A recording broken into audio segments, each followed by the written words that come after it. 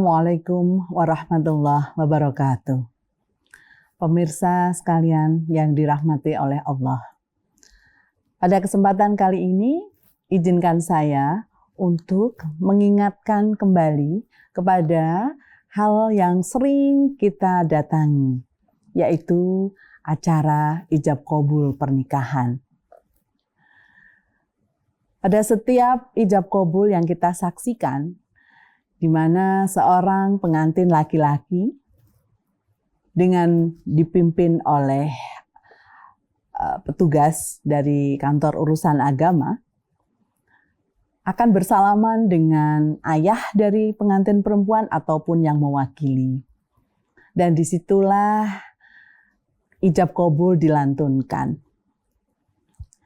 Mengapa Islam menyuruh penghalalan dari proses perpaduan dua manusia, laki-laki dan perempuan, dengan proses ijab qabul? Mengapa tidak langsung saja ketika dua orang merasa cocok, saling cinta, dan sudah mereka bebas untuk berbuat semaunya?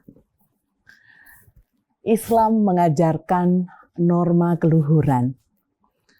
Betapapun proses penghalalan hubungan yang sebetulnya diharamkan karena bukan muhrim, maka itu adalah demi keluhuran manusia itu sendiri. Apa sesungguhnya yang terjadi dalam proses ijab qabul? Kalau kita mau menyimak para pemirsa, maka kita akan mendapatkan bahwa ijab qabul itu setara dengan perjanjian luhur Tuhan dengan para rasulnya. Jika kita ingat kisah Nabi Musa alaihissalam di Bukit Tursina, yang kemudian Allah menampakkan wujudnya dan Musa sedemikian takut dan gemetar, dan waktu itu muncullah perjanjian Musa dengan Tuhannya, yang mungkin kita pernah mendengar film dengan judul Ten Commandments. Nah, dalam Al-Quran, perjanjian Musa dengan Tuhan itu diistilahkan dengan mitsaqan ghalidha. Nah, luar biasanya, ijab qabul antara seorang laki-laki dengan wali perempuan yang dinikahi, di dalam Al-Quran itu juga disebut dengan mitsaqan ghalidha. Jadi, betapa luhurnya perjanjian pernikahan itu setara dengan perjanjian Tuhan kepada para rasulnya. Saya bacakan ayat yang mengatakan demikian. A'udzubillahi minasyaitonirrajim. Bismillahirrahmanirrahim. Wa kaifa ta'khudunahu wa qad afdha ba'dukum ila ba'din wa akhadna minkum mitsaqan ghalidha. Surat An-Nisa ayat 21. Wahai para suami, apakah patut kalian meminta kembali mas kawin, padahal kalian sudah mengumpuli istri kalian itu, dan kalian telah membuat perjanjian dengan para istri yang wajib untuk ditaati. Jadi arti harfiah mitsaqan ghalidha adalah perjanjian yang wajib ditaati. Jadi ijab qabul tidak sekedar janji seorang laki-laki kepada keluarga perempuan, bukan.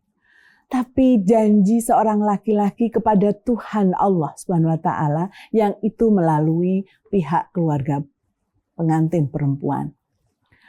Jadi pemirsa sekalian, betapa berat mitsaqan ghalidha, betapa berat ijab qabul yang diikrarkan pada saat menikah. Oleh karena itu, kita tidak boleh bermain-main dengan perjanjian luhur itu jika kita merasa sebagai orang yang beriman kepada Allah. Kita menjaga betul perjanjian itu dengan melakukan usaha-usaha agar pernikahan yang terjadi itu selalu selamat. ibarat kapal yang berlayar di tengah laut. Pasti akan bertemu dengan badai, hujan, gelombang yang tidak menentu. Dan itu akan dihadapi ke setiap pasangan yang menikah. Dan kembali lagi, apa yang membuat pasangan itu tetap teguh berlayar? Mitsaqon ghalidha. Ketika pasangan itu selalu ingat bahwa mereka terikat dengan perjanjian luhur kepada Allah. Tidak ada masalah yang tidak bisa diselesaikan. Tidak ada konflik yang tidak bisa selesai.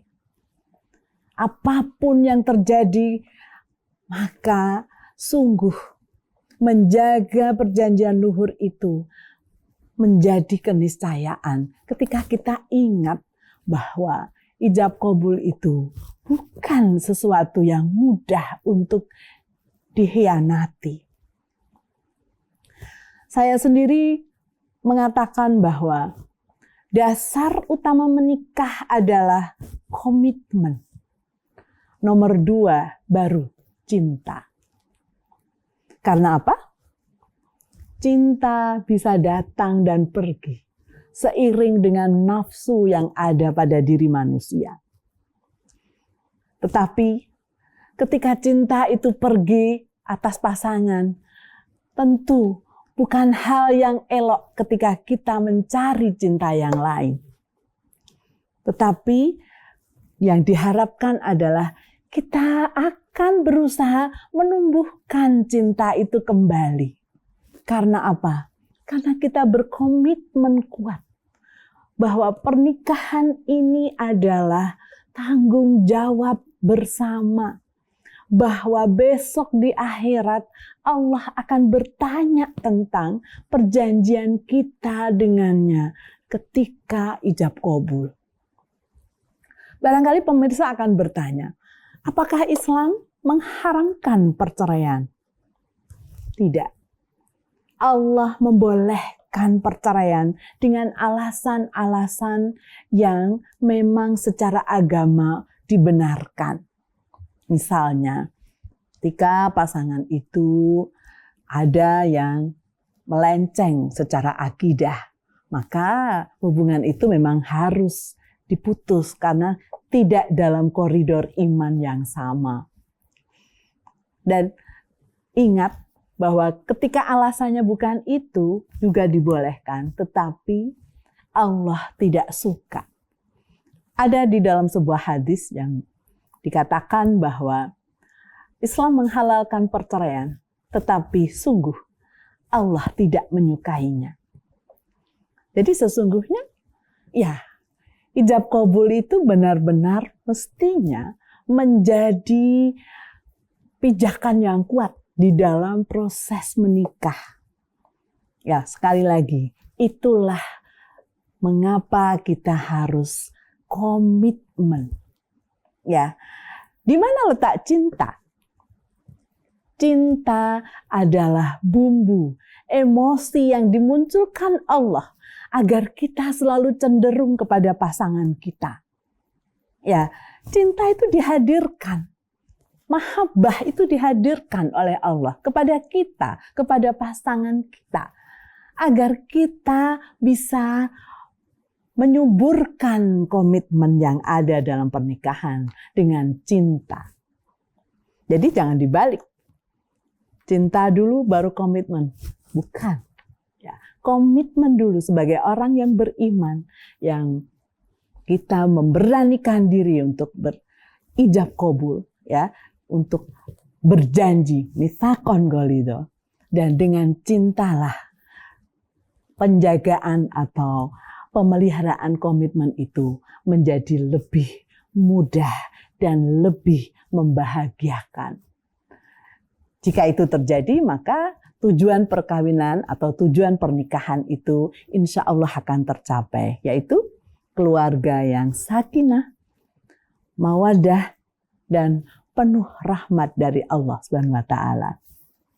Demikian yang bisa saya sampaikan pada kesempatan kali ini. Semoga bermanfaat untuk pemirsa sekalian.